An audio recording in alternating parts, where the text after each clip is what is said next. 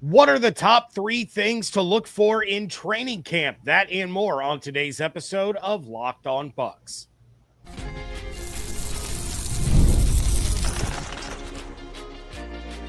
You are Locked On Buccaneers, your daily Tampa Bay Buccaneers podcast. Part of the Locked On Podcast Network, your team every day. What's up, and welcome into this episode of Locked On Bucs, your daily podcast covering the Tampa Bay Buccaneers, part of the Locked On Podcast Network, your team every day. I want to thank you for making Locked On Bucs your first listen review every day. Don't forget you can subscribe or follow for free on YouTube or wherever you get your podcasts. And of course, you can follow along on Twitter. I am James Yarcho at JYarcho_Bucs. He is Evan Klosky at EKlosky WTSP. We are your credentialed members of the media covering the Tampa Bay Buccaneers. Evan is, of course, on 10 Tampa Bay, 10tampabay.com and the 10 Tampa Bay Plus app. I am here with you every Monday through Friday along with the everydayers. And for that, I want to share my appreciation for your continued support of the show. One of the ways you can support the show is become a Locked On Bucs insider. You're going to get news, rumors, updates, general thoughts, one-on-one conversations with me via text message. Go to joinsubtext.com/LockedOnBucs or click the link in the show notes to become an insider today.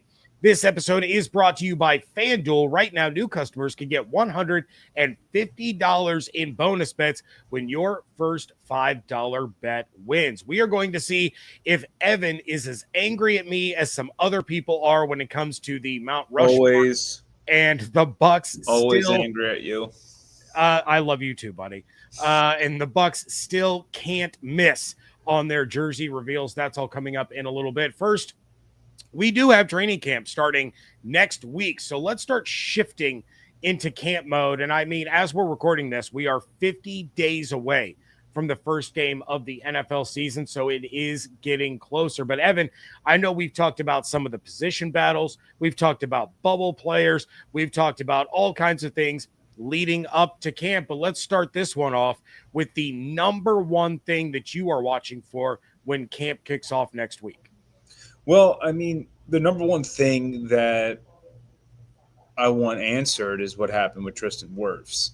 So it's not necessarily what we're going to see. I mean, like watching Charlie Heck will be important, but first week, I'm not going to be able to tell you how Charlie Heck is, right? There's no pads.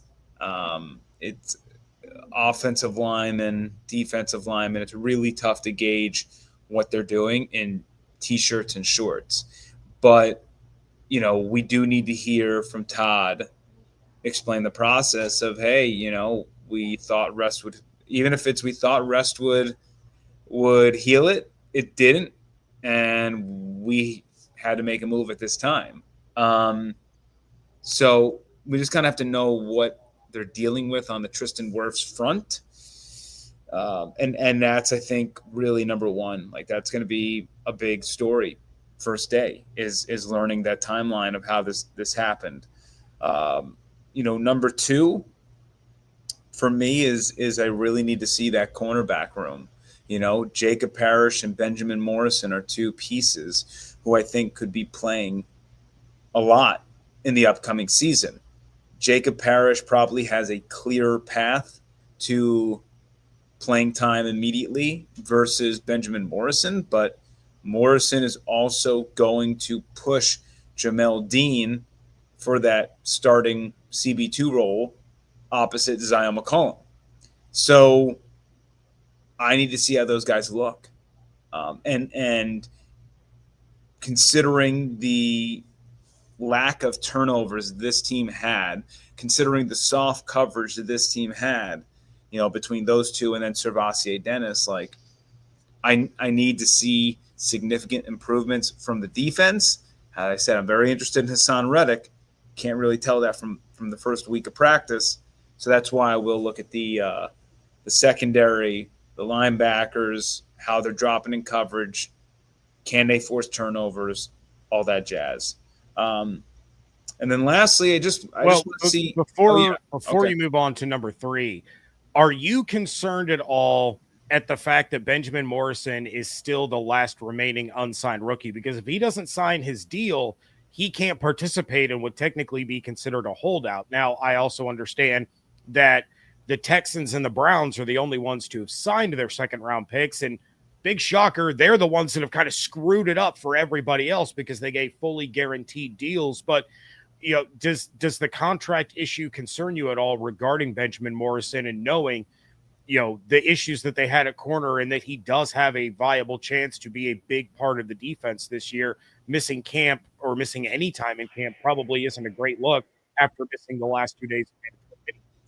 Yeah, I mean, in my opinion, I'm not too worried yet. I do believe this is a situation in the NFL. They're waiting for someone to blink, whether that's going to be another team, another player. But once they can get somebody to blink, then you're going to see the avalanche of it was just them. You would think that because the Buccaneers had a pick later in the second round, they're going to hold out for the non-guaranteed money versus what, Houston and Cleveland gave. But it's a dicey situation. Either which way, it is a situation almost the entire league is in. So I do think you're going to find resolution across the board of how to make this issue solved. But you have NFL teams wanting to dig in because they don't want to break through this glass ceiling, we'll say. And then you have agents who are also controlling this as well, trying to essentially unionize the second round picks, right, as a group to say, well, if I get, all of us second rounders are in this together. So at this point, no, but we'll see. And it will get resolved at some point. This is all due to what you mentioned. This isn't like the Shamar Stewart situation in Cincinnati, right? That's an issue. It's a hilarious issue. But it's an issue nonetheless. But for Benjamin, any days you miss there in training camp, the more solidified Jamel Dean is going to be as the starter entering week one. So you got to decide how much of a chance you want to give yourself to start week one, if that's your goal, because the more time you wait, the less confident your coaches are going to be in you getting out there for snaps week one. So it's a two-way street. I think it's a tough decision for both sides of the blinking. Not going to place a judgment call on who stands on what ground and why they do it. But I don't necessarily a week out have any worries, only because it is something that's fairly league-wide right now. All right. Well, I just wanted to kind of pick your brain on that real quick. But what is the final thing that is, among your must-sees when camp kicks off next week?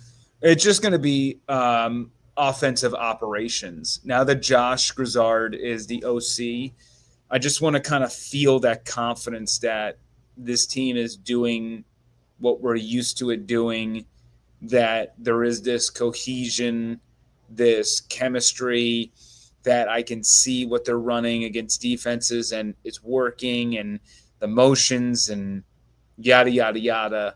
I just want to make sure that the offense is in good hands, which by all means, from what we've heard, everything we've heard, it is. But until we see it, and until I'm able, I got to see Josh through portions of OTAs and whatnot, but training camp is really where rubber's hitting the road, and it's game time, right? So those are kind of the three things. We can talk about a million things, and I will over the next 5 to 6 weeks.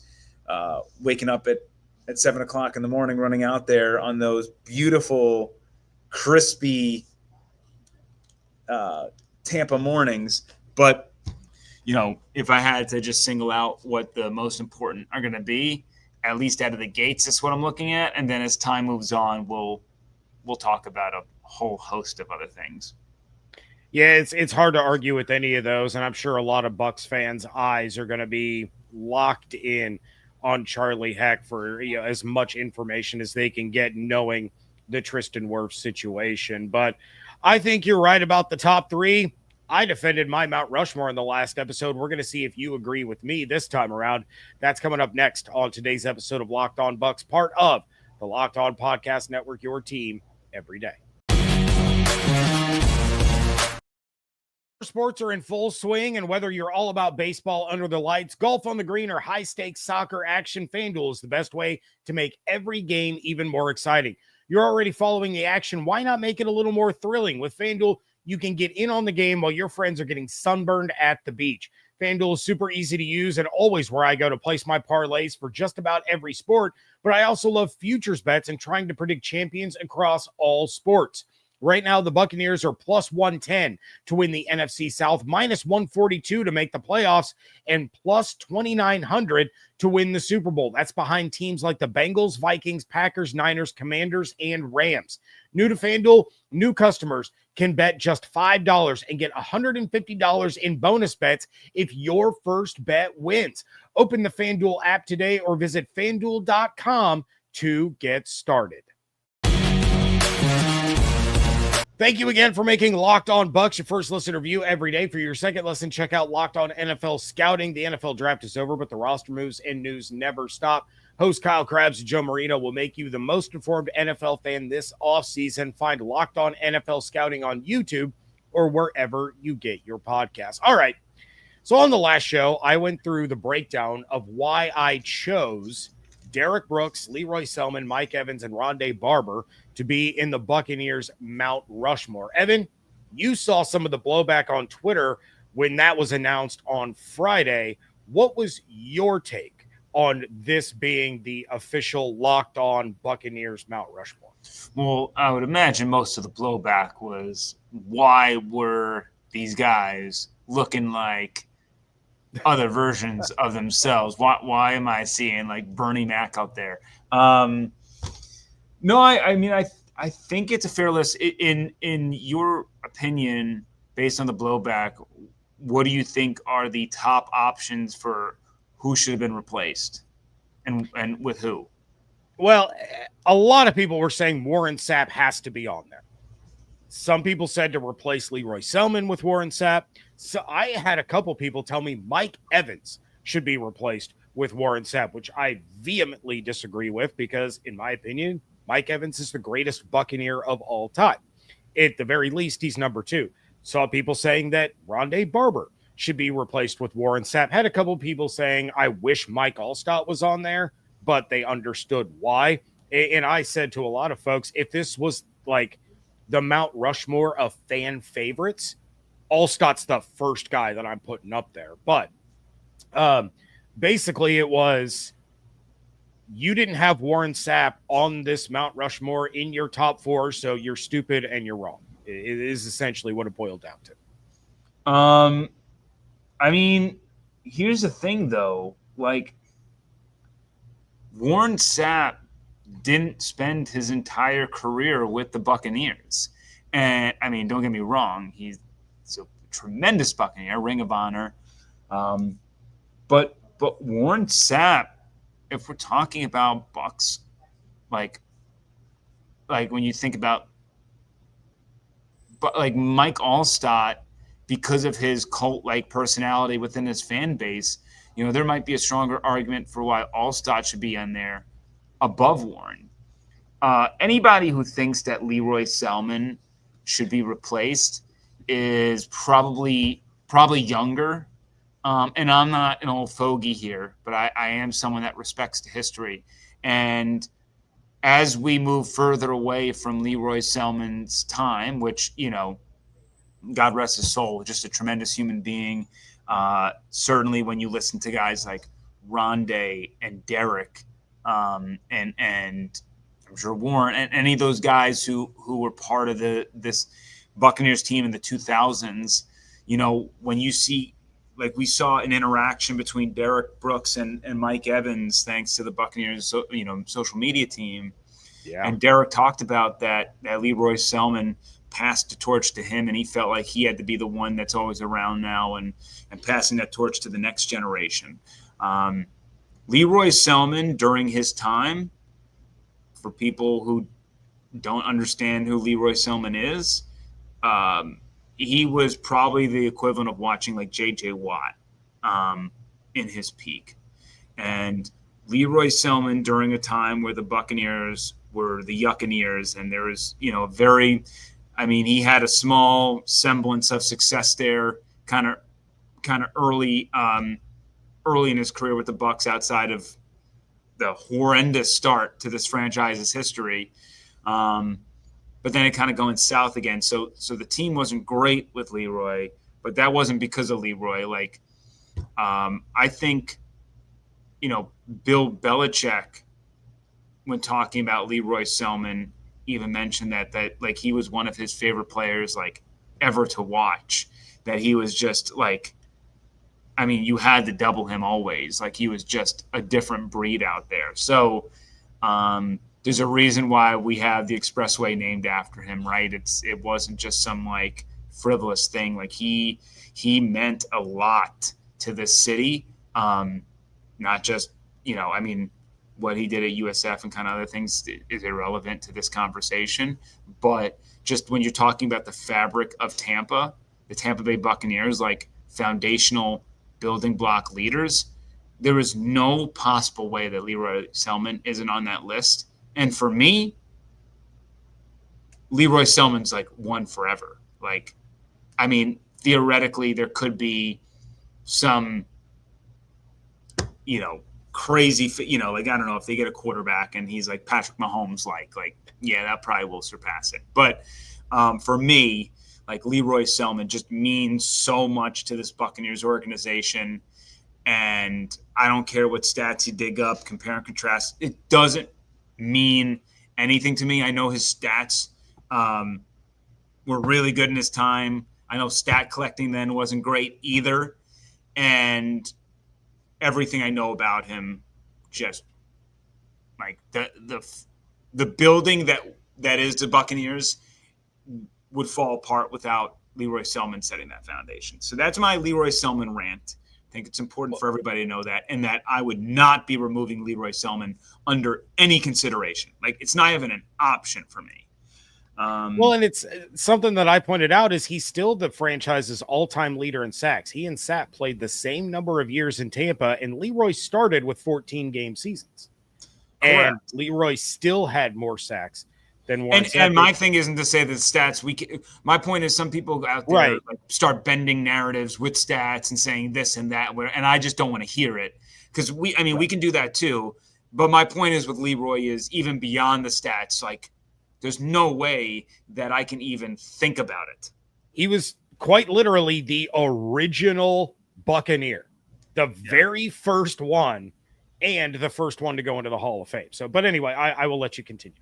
Yeah. So, in the end, I probably would have had the same list as you. I understand how good Warren Sapp was, and it's no shade to Warren Sapp. You can only pick 4. So the fact that he's probably 5, if you want to incorporate cult-like figures, he's probably 6 behind Allstott. Maybe behind Levante, maybe. I just think that years matter. I have to look more at Levante, but Levante is one of the greatest to ever do it as well. And again, for me, it's really tough. Because I have to go back. What did Warren spend 10 years with the Bucs? 9. Levante is on year 13. Mm-hmm. That stuff matters. You think about Derek and Rondé, Bucs for life. When we're talking about Buccaneers, Mount Rushmore, I have a really difficult time putting a guy up there who left. John Lynch did amazing things for this franchise, right? He was not a Buccaneer for his entire career. But that's a Hall of Fame talent who is a Buccaneer. Ring of Honor. He is a foundational builder. You can't tell the history of this team without him. But when you have a Mount Rushmore and you got to be picky and you got to tell me who are the best Buccaneers of all time, I want you to be a Buccaneer for all time. And Allstott, Evans, Levante, Rondé, Derek, Leroy, like these are people who were Bucs, period. And when having this sort of debate, which is fun, by the way, it's just fun. There is no right or wrong answers here. I guess there could be some really wrong answers, but what I'm saying is, I'm not like the word of gospel here to say that you're for is it. Everyone shut up, right? Everyone can have an opinion, and I think everybody's valid in those opinions. Just in the way that I view it, that has immense value to me, and Rondé, Derek, Mike, certainly those three have Super Bowls to their name, which, someone like Warren does as well. But when you factor in kind of their history with the team, I think that matters. And certainly with like Levante and Mike, what I most appreciate is they are the core foundation for getting this team out of whatever hell this group was in for a decade. After this franchise became one of the most dominant defenses the league has ever seen, they went right back to sucking very quickly, and it was demoralizing for a long time. And guys like Mike, guys like Levante could have left. They could have. They didn't. So that means a lot to me when evaluating this stuff. These guys like Levante and Mike didn't run away when, sure, they got thrown a bunch of money, but Levante could have ran away when Bruce Arians came to town. New head coach, different scheme, right? I mean, they totally switched that thing. And offensive there are a lot of reasons for Levante to say, I'm out of this, right? I'm not winning here. There's a lot of change. My time here is done. And he stayed. Like, those are critical points in this conversation. Mike always chose Tampa Bay, even doing so as recently as a couple of years ago. Levante, the same thing. He's done it on multiple occasions, and that's damn cool. So it's a fun debate, but that's where I am on that.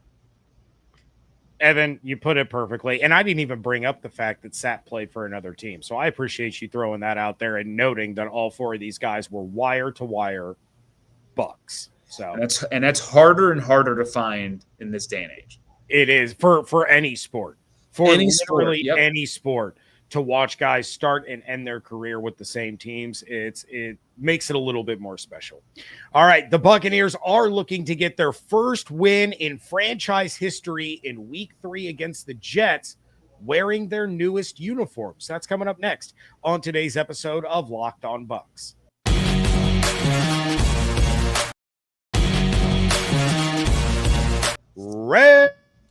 Things up here on a WTSP edition of Locked On Bucs. And on Tuesday, the Buccaneers released their original 1976 white uniforms that were only worn in this iteration for one season in 1976. The Bucs had the hype video that was absolutely flawless. And real quick, let me just say, there was about a 0.3 second clip of Warren Sapp in that entire video. There were plenty of clips of Rondé, and he was actually in the video with Baker Mayfield, so I'm guessing the Bucs agree with my take, but I digress. The Bucs famously went 0-14 in their first season, so when they wear these uniforms in Week 3 against the New York Jets in their home opener, they have a chance to get the franchise's first win while wearing these uniforms 50 years later, or 50 seasons later. Evan, you were at the team store for the special event coinciding with the release. What were your thoughts on the reveal, the event, the video, everything that went along with these absolute fire uniforms? And to be fair, our great photographer, Matt Locke, was at the event there at Ray J in the morning. I did happen to watch all the video, listen to Mike Allstott. That's on me. Listen to team officials. Yeah. So, but no, it's really cool. I said this on air. Nobody wants them to play like they did in those uniforms, but embracing the rich tradition, where you came from. Again, foundation is a word I've used now a couple of times. That's important. And the creamsicles, white, orange, whatever, they are the crispiest throwbacks you're going to find. And I really like on the inside collar the Hey Tampa Bay. I think that's such awesome. a nice touch. And then to, run out of the tunnel, first game this year, like you did 50 years ago, is really cool. As you mentioned, it's a 1 year only deal. Get the jerseys while you can. We ain't going to see them for a while. They say 1 year only. Nothing's really ever 1 year only. But allegedly, it's going to be a long time until we see them again. And so it's just, man, they just got to win in those things, man. Between orange, white, I don't care. Winning your damn creamsicles. But that'll be really cool. Really big tip of the cap to the Buccaneers media team and everything they've done for not just the reveal, but all the YouTube content they put out. They are world class. They are just awesome. The amount of work they put in around this, I know, dates back to last year. So it's been really cool to watch. And I don't know how you cannot love these uniforms, but I do find it funny. And I do respect all kind of the old school Bucs fans out there. Hopefully some of you are listening. That there is an odd feeling with these jerseys. Young Bucs like myself, they really, from a national perspective, love the aesthetics. They love what these jerseys look like. They're undeniable. But for some really old school fans out there, for Bucs fans that have been fans for 20, 30, 40, 50 years, there is this little, I don't get it, right? You don't understand. There was a lot of losing in these uniforms. They represent a lot of L's, and they represent some of the darkest days in our team's history. So there is a little bit of this embrace, this cathartic embrace of what is so ugly and beautiful at the same time, and that is the funny juxtaposition of these jerseys. But I'm just going to be excited to see a bunch of those white and orange creamsicles in the stands that day when we get out there. I think September 21, right? And so that will be a really cool thing. Really excited to cover that, and really excited just for the 50th year in general. Well, and I've always liked the creamsicles, but being a lifelong fan of the creamsicle jerseys, these white ones they are the elite of the elite in the NFL in terms of uniforms. So they're up there with the Utah Jazz throwbacks for me. Oh, okay. There you go. See, and to me, they're up there with the Kelly Green Eagles. As much as I hate the Eagles, those uniforms are absolutely amazing.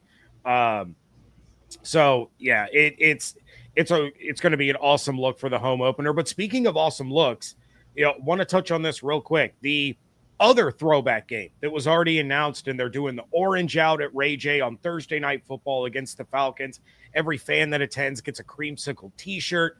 The Falcons announced that they're wearing their throwbacks in that one too. So the optics, the aesthetics of having those creamsicles going up against the Falcons in those red helmets, that's going to be the best looking game of the entire season. I need Amazon Prime to show that game in sepia. In film, little the film breaking across it, and this a full 1970s vibe. Yeah. I need a 1970s style scoreboard. I can't remember. I think it was the Red Sox not too long ago when they were playing the Reds, because it was the anniversary of the World Series or whatever it was. They put up the 1970s style scoreboard on Nesson, and it was such a nice touch. So yeah, Amazon, I know you're watching. Go ahead and do that. Ray J gets flipped over. They do a really good job, but yeah. Oh yeah. Let's get some sepia. Oh, 100%. And just for a brief moment, not during a play, but maybe during a huddle when the commentators are just talking, can we get like the flash of like the rainbow bars, like the camera disconnected and they just yeah, really, really old school. Maybe a little bit of snow going on, like there we go. Yep. The reception's going out a little bit. Come on, Amazon, you can make this work. You can do this up right. All right, Evan, what do we got going on over at 10 Tampa Bay, 10tampabay.com and the 10 Tampa Bay Plus app? Well, we got baseball season resuming on Friday. The Tampa Bay Rays are trying to, win a game. That'd be cool. Looking like the Buccaneers of 76 right now. Otherwise, well, it looks like we're trending towards a sale. But, yeah, I'm jumping on with my boys with the Locked On Rays, so you can hear me talk about the Rays as well later this week. Also, 10 Tampa Bay Plus, the Ultimate Florida Sports Show. We will discuss home run derby, Jags, Dolphins, Bucs, expectations entering training camp, SEC Media Days. So, again, that's the Ultimate Florida Sports Show on 10 Tampa Bay Plus. You can watch our sportscast on 10 Tampa Bay Plus. You can watch 10 Tampa Bay if you're living in the area, 10tampabay.com. And feel free to hit me up at eCloskey WTSP with any questions you have. 99% of the time I will respond, unless you're a jerk. The 1%, talking to you. Yes. All right. Yeah. Make sure you check it out. Everything that Evan is doing over there. Of course, follow everything on Twitter at Locked On Bucs, at JYarcho_Bucs, at eCloskey WTSP. Make sure that you are subscribed on YouTube with those notifications turned on, as well as wherever you get your podcast. Coming up tomorrow, I will react to the Locked On NFL Top 100. How many Bucs made it? Which Bucs should have made it? And just the continued disrespect of Mike Evans. All of that is coming up on tomorrow's show. You can become a Locked On Bucs insider. Go to joinsubtext.com/LockedOnBucs or click the link in the show notes. If you want to support the show, but you don't want to be an insider, it's real easy. Like on YouTube and leave a 5-star review wherever you get your podcast. It does help other Buccaneers fans find the show. Hope you all have an absolutely outstanding day. Stay safe, stay healthy, fire the cannons. Want to thank you so much for joining us right here on Locked On Bucs, part of the Locked On Podcast Network, your team every day.